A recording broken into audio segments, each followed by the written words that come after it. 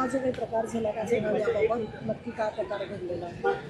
आज हे पर्वतीचे झोपडपट्टी एरियामध्ये एक 9 वर्षाची लहान मुलगीवर त्यांचेच सख्खे आजोबा म्हणजे मुलगीचे आईचे वडील यांनी जे आहे अतिप्रसंग करण्याचा प्रयत्न केलेला आहे। तात्काळ पोलिसांना माहिती मिळाल्यानंतर या ठिकाणी लगेच पोलीस आलेला आहे आणि जे आरोपी आजोबा आहे त्यांना ताब्यात घेतलेला आहे। मुलगीला जे आहे ते ससून हॉस्पिटलला पाठविण्यात आलेलं आहे। तिथे त्यांचे जे आहे ते मेडिकल प्रोसेस सुरू आहे आणि त्या ठिकाणी त्यांची आई पण आहे। दोघे मुलगी आणि आजी त्यांची आई दोघे सुखरूप आहे। या ठिकाणी काही लोक गर्दी केलेले होते, त्यांना जे आहे आवाहन करण्यात आलेलं आहे की त्यांनी जे आहे ते या ठिकाणातून आपल्या घरी जावं, कारण की पोलिसला जे आहे ते कायदेशीर कारवाई करत आहे।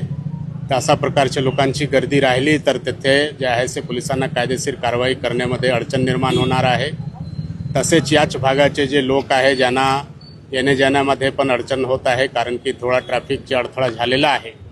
तर सर्वांना आवाहन करण्यात येत आहे की यांच्यामध्ये पोलिसने कायदेशीर कारवाई केलेले आहे आणि बाकी जे राहिलेले कारवाई आहे ते पण तात्काळ करत आहे। त्यामुळे या ठिकाणी गर्दी करण्याची काही आवश्यकता नाही आणि आपल्या घरी ते लोक जाऊ शकतात। पोलीस जे आहे सर्व कारवाई कायदेशीर कारवाई करणार आहे।